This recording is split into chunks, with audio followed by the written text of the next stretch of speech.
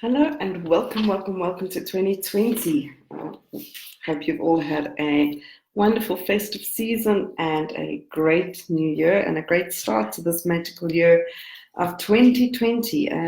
Quite a portal year, and we're in a lovely time of transformation at the moment. We're in a portal at the moment. So energetically, we're in a portal between the lunar eclipse that happened, the solar eclipse that happened on the 25th of December and the lunar eclipse that's coming on the 10th of January. So we've got this karmic release period of time.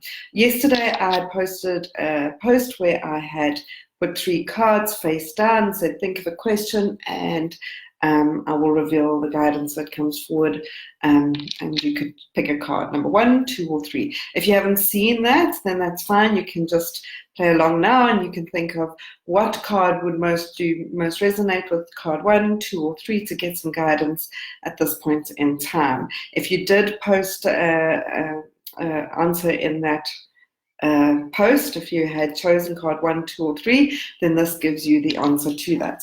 So like I said, we're in this really amazing place for 2020.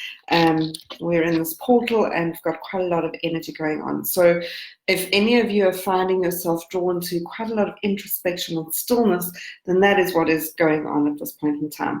And like I said, up until full moon on the 10th of January, which also happens to be my birthday, so it seems like kind of a cool day, we've got quite a lot of opportunity for karmic healing and karmic releasing as we go into this year of 2020, which is a master year. It's a 22-4 year. Energetically, that's all about partnership, but also about structure and giving life to our dreams. So it's really about manifesting our soul purpose. At the end of this reveal, I'll give some information on some stuff that we can do around 2020 at this point in time. Right, so card 1, card 2, or card 3. Whilst you have picked a specific card, often the way guidance works is there's a little bit of a relationship that happens between these cards. So even though you may have chosen card 2, you may hear some information card 1 and card 3 that supports that. So just be aware of that. Okay, and feel free to send comments if you want to as well. I can see a couple of people are here live. For some reason, I can't see any comments, but that'll come up if need be.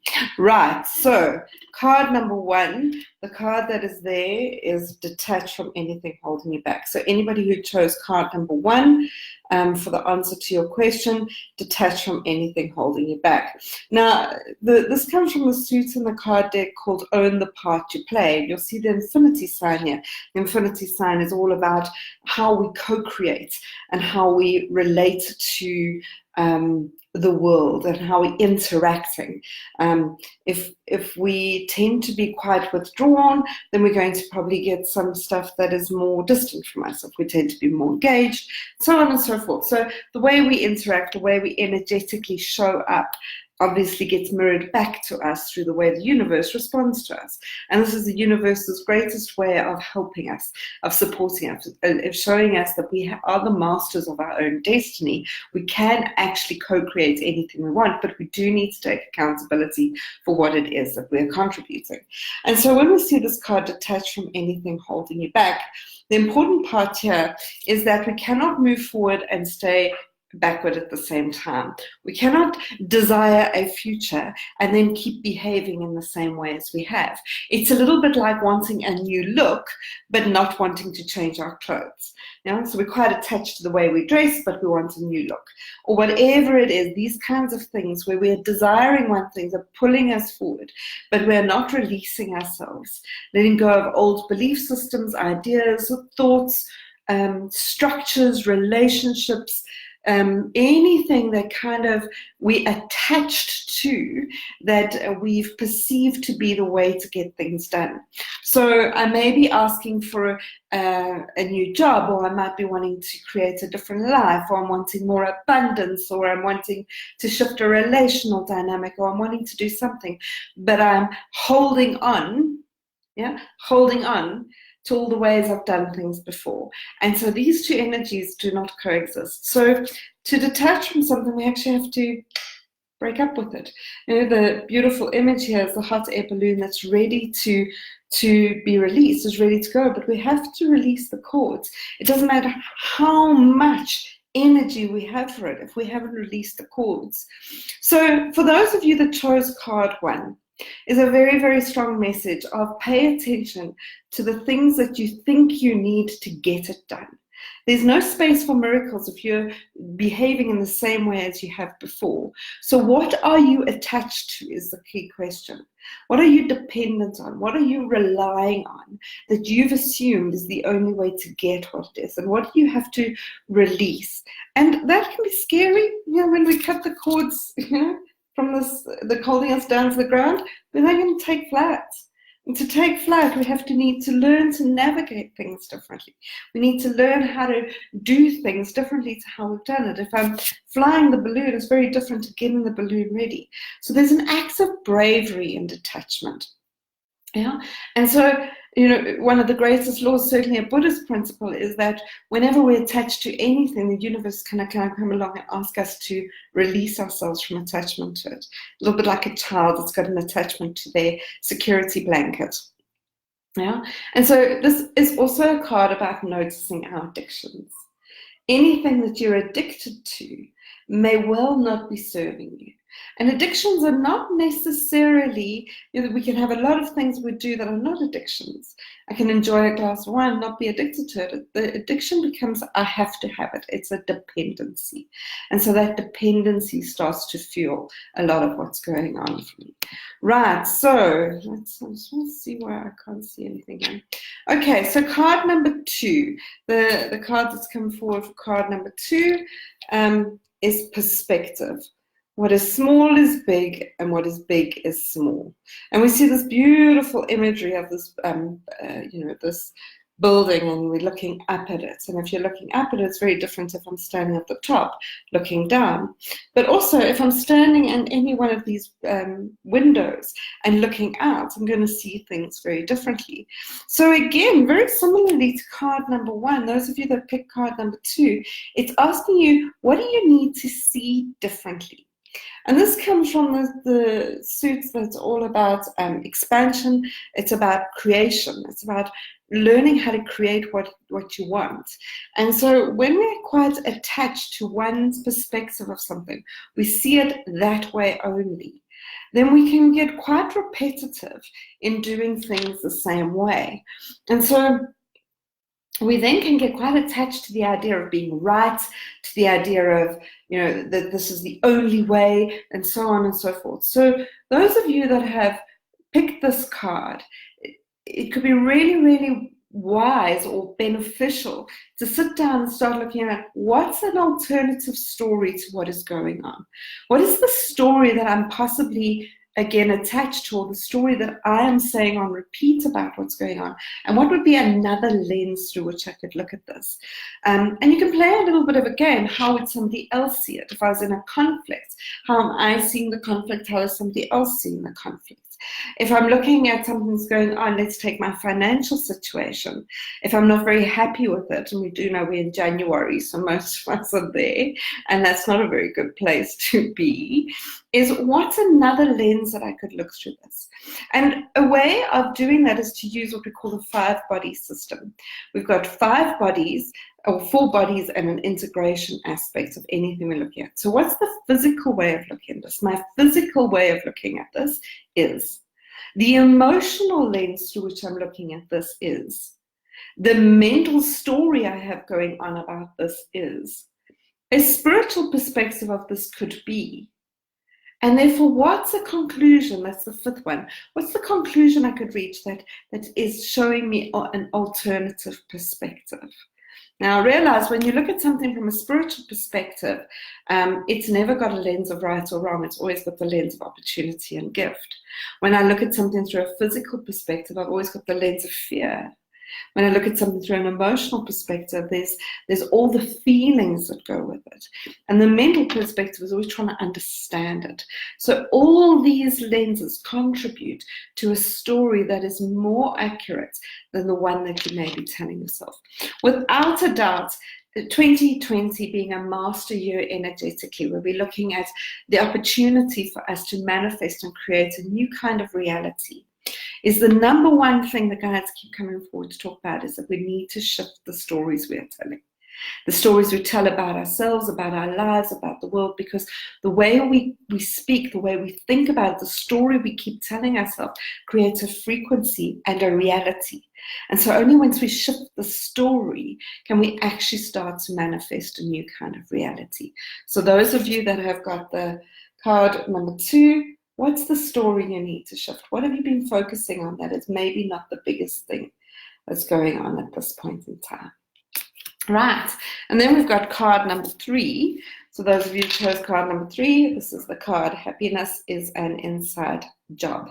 Happiness is an inside job. Again, this comes from the own the part you play suit. So when we look at the own the part you play, this is about, again, where we are expecting others to do something for us or to contribute or make something different in our lives. So when I say happiness is an inside job, one of the truths of life is the ability to be interrelated to each other and still self-reliant. And independence and interdependence and codependency are not the same thing. Independence is where I don't need anyone. I'm fine. Interdependence is where we contract with each other for some level of reciprocity, and this is without a doubt a far more effective way. And then codependence is I need you to make me better. I need you, I rely on you. If you're not around, I'm less. And in many romantic relationships, we have this ideal of the one that completes me, the one that is that's going to make me feel so much better about myself and about my life. And these 3 things are patterns that we need to break up with so we can look at how we can interrelate. And interrelate means I interact and have intimacy with you. And so when I interact with you, I can be intimate. But to be intimate, I have to be able to own my own part of the story. I have to take accountability and responsibility for what I'm contributing to this relationship. And then I can receive from you. I'm going to say that again, receive from you, and also reject where I need to. If somebody is telling me things about myself that is not true or doesn't align with anything that I believe to be true about myself, then their story needs to be rejected, not entertained as them being more accurate about yourself than you are. Nobody else knows your story. Nobody else knows your life. And so your responsibility to take accountability for the way you show up in life is you. So those of you that chose card number 3, it really is an opportunity to reflect on what it is that you need to take accountability for in terms of how you show up and how you relate and how you reciprocate and how you receive and how you allow yourself to be intermingling and intimate with others without losing yourself and or dominating yourself in these situations. So card number 3 is all about noticing the way you are relating. So there you have it. Just a reminder, card number 1, detach from anything holding you back. Card number 2, perspective, what is small is big and what is big is small. And card number 3, happiness is an inside job. So I've mentioned a couple of things, 2020 being a master year. Every year at the beginning of the year, the guides give me a mantra for the year. And last year was let's dance. Think about it. Let's, if somebody comes to says, let's dance, and then taking somebody's hand and going for a dance, going for a whirl, it's a lovely experience. But this year's mantra is let's explore. And there's a lot about exploring, which is about finding the adventurer in you, the part of you that needs to find the brave new path. And that's what 2020 is about, a 22/4 year, a master year. And so I've just added another soul compass day for anybody who's keen on the 1st of February. That's a day where you get a lot of soulful guidance, and you also get a lot of guidance from your guides around what it is that you that will set the tone for this year and give you a direction. Think of it like a compass. That's why it's called Set Your Soul Compass, the compass your soul is offering you for this life, for this year. and also aligned with the universal energies and what's going on. And you get a personal crystal to work with, you get a personal mantra to work with, a light language mantra, 2 cards that set the tone with messages from the guides, and a personal word for the year. That all gets channeled and given to you, and you get to create a personal mandala. I'll add links in for everything there. If you don't want to do a full day, then the other thing that I always do at the beginning of January is an invitation from your higher self readings. That's a remote reading. You don't have to be present at all. I do a video reading and send you a card from your physical, mental, emotional, and spiritual perspective. What is the invitation your higher self is asking you to embrace this year? So I'll add links into those 2 things. So if you're looking for some connection and guidance and direction at this point in time, and to find a way for you to be supported with that, then we can do that. I did post a little while ago a integration and release of 2019 ritual that was for New Year's. The energy of that is available until the 10th of January, until the full moon. So I'll also add a link to that. So particularly those of you that got detached from anything holding you back, it could be a beautiful ritual for you to do to move forward.